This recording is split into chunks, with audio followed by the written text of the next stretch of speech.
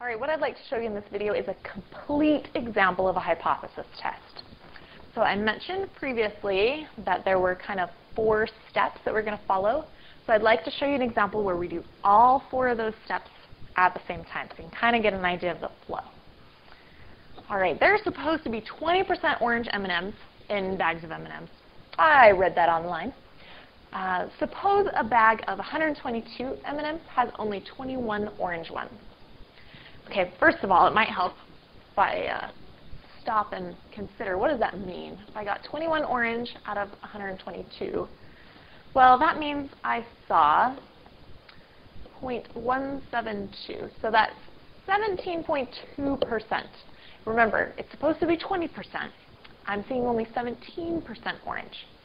So my question is, does this contradict the company's 20% claim? In other words, is that website I read it on, is M&M Company lying? They said it was going to be 20% orange, but I didn't see that. So we're going to check this out a little bit. So in step 1, I write 2 hypotheses. My first hypothesis is the null. This is where nothing strange is going on. That would mean P, the true proportion of orange M&Ms. Let me just note that. P is the true proportion of orange M&Ms. If nothing weird is going on, then that proportion should be 0.2, 20%. Nothing strange happening. In my alternative, I'm going to disagree with that. Well, what would it mean to contradict? Contradict. Well, contradict just means it's not 20%. It could be higher or lower. Now, I know some of you are going to say, well, Ms. Curtis, 70%, clearly it's lower, so we need to go with lower. However, we cannot use data, p hat, to create our alternative hypothesis. We have to use the wording that's in the problem. So contradict means we would be interested either way. I'd be interested if it had come up 24%. So whatever it is, it's different from 20%. So in mathematics, we just use the not equal to sign. I don't care if it's higher or lower, it's just not 20%. So those are my 2 hypotheses. All right, in step 2, I check my conditions. I check to see, is it random? Now, we might have to refer back to the story problem a couple times. That's OK. Well, gosh, it doesn't say that I have a random sample of M&Ms. It just says I have a bag. Ooh, that's not random. OK, so no. But it is going to be what I call representative. If I just went down the street to Walmart or Fresh Market, it's across the street. I won't have to walk so far. If I walk across the street to Fresh Market and I pick up a bag of M&Ms, there's no reason for me to think that bag is different from any other bag. So that's what I mean by representative. That bag represents or looks like any other bag I could find. All right, the next thing I'm going to check is that my N is less than 10% of the population. Okay, so again, I might have to do a little bit of looking back. What's my sample size here? Well, my bag had 122 M&Ms, so that is my sample size. 122, is that less than 10% of all M&Ms in the world? I sure hope so, because that would mean there has to be at least 1,220 M&Ms. Pretty sure there's more than that in all the world. Phew, good thing too, because I love my M&Ms. All right, the last thing I'm checking is my NP. Needs to be greater than or equal to 10, and my NQ needs to be greater than or equal to 10. Well, we just mentioned that 122 is our sample size. And let's see, P. Well, we're using P from the null hypothesis, because it says P equals. So I'm going to use that 0.2. So 0.2. And I went ahead and did this in my calculator. I got 24.4. That's great. And when I do my NQ, I'm going to use 0.8. That gives me 97.6.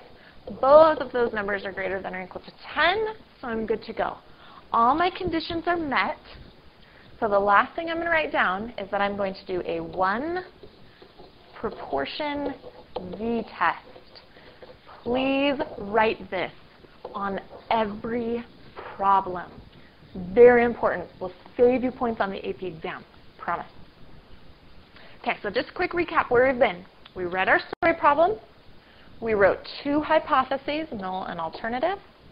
We checked the conditions. Now we're going to move on to the mechanics.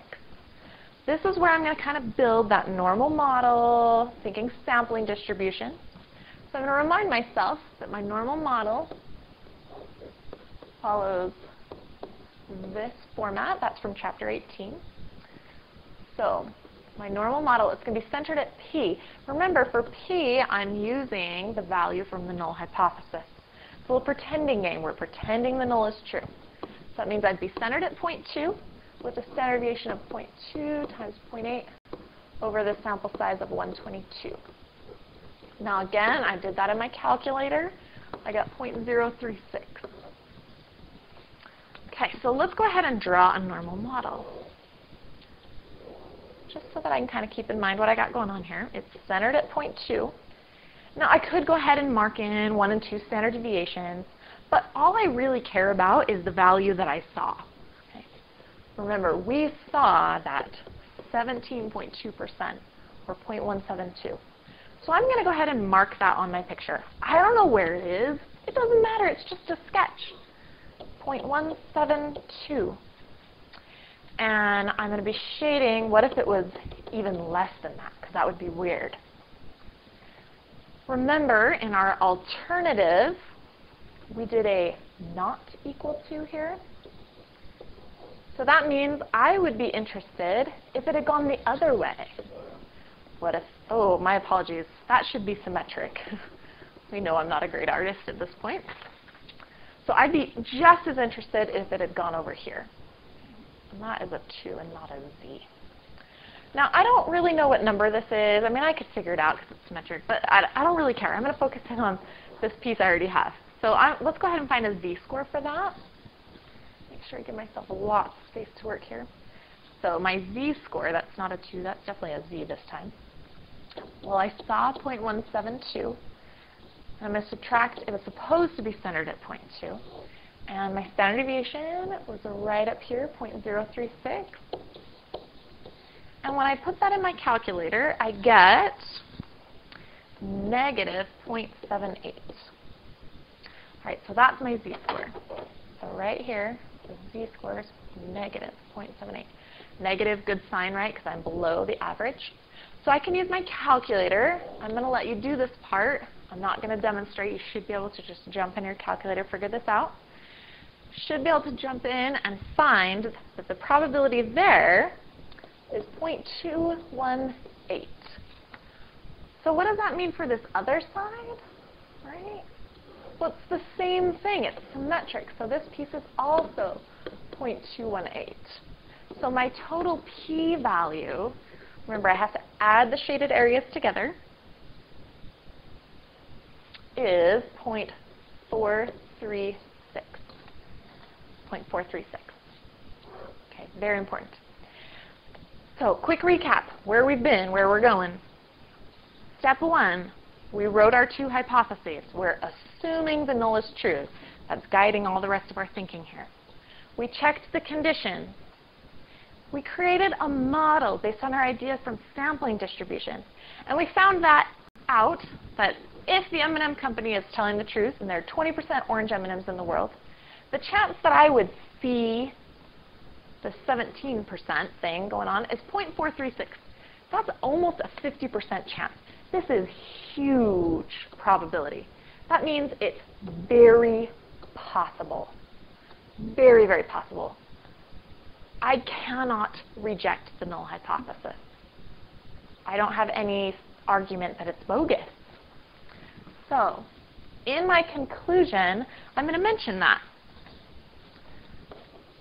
My p-value of 0.436 is large, okay, large. So that means I cannot reject. So I use this phrase, I fail to reject the null hypothesis.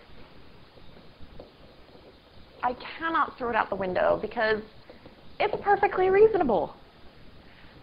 So I'm supposed to be saying something about whether or not the M&M company was lying about the alternative hypothesis.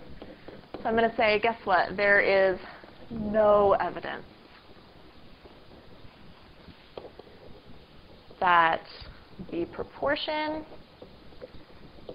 of orange M&Ms is not 20%. Okay, so again, let's look back at the hypotheses so I can kind of show you what we're doing here. This is perfectly reasonable, so I cannot reject. If I cannot reject, that means I have no evidence that this thing is true, right? I mean, I can't get rid of this one, so this one might be true, and this one might be true. It basically boils down to I have no idea. I have no evidence. Welcome to statistics. Sometimes we don't prove anything.